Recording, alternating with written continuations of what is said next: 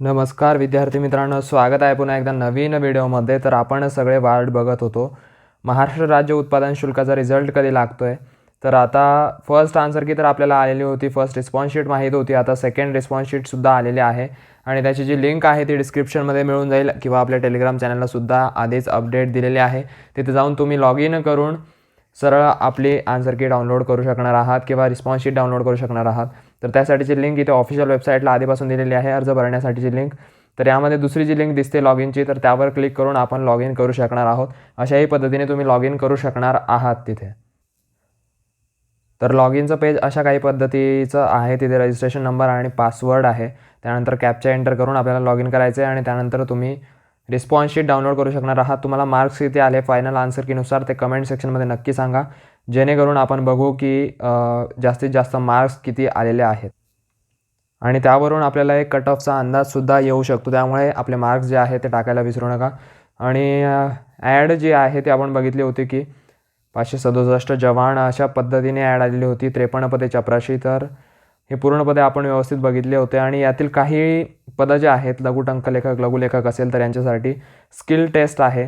ड्रायव्हरसाठी सुद्धा skill taste असणार आहे, म्हणजे ड्रायव्हरची जी टेस्ट आहे ती असणार आहे.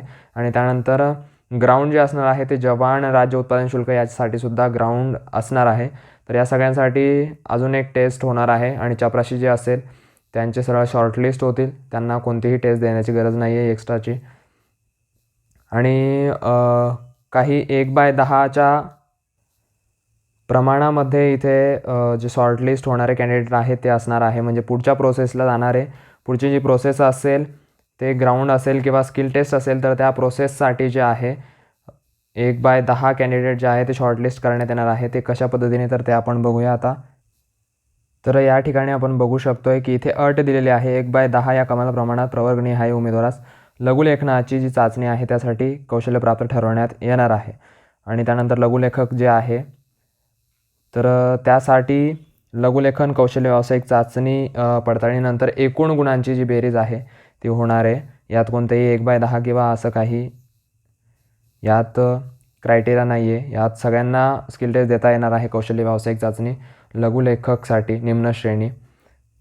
त्यानंतर पुढचं आपण बघूया राज्य उत्पादन शुल्काचं जे जवान पद आहे त्यासाठी 45% गुण ज्यांना मिळालेले असतील आणि त्यातून 1/10 जे उमेदवार असतील प्रवर्गनिहाय तर तेच शारीरिक चाचणीसाठी आणि शारीरिक पात्रता पडताळणीसाठी पात्र ठरणार आहेत. आणि अंतिम यादी जी आहे ती शारीरिक पात्रता पडताळणी आणि आपल्या गुणांवर एकत्रित करून यादी जी आहे ती लागणार आहे. तर अशा पद्धतीने जी प्रोसेस आहे ती पुढची असणार आहे. तर लवकरच होपसो यादी लागेल आणि त्यानंतर जे आहे आपल्याला ग्राउंडचे सुद्धा अपडेट जे आहे ते लवकरच येईल. तर अशा ज्या अपडेट असतील त्या आपल्या टेलिग्राम चॅनलवर येतच असतात.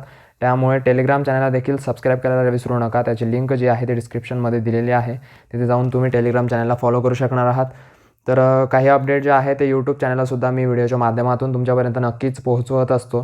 त्यामुळे चॅनलला देखील सबस्क्राईब करायला विसरू नका. व्हिडिओ आवडला असेल तर लाईक नक्की करा आणि चॅनलला सबस्क्राईब देखील करा. तर चला भेटूया अशाच नवीन इन्फॉर्मेटिव्ह व्हिडिओसह. तोपर्यंत काळजी घ्या. All the best.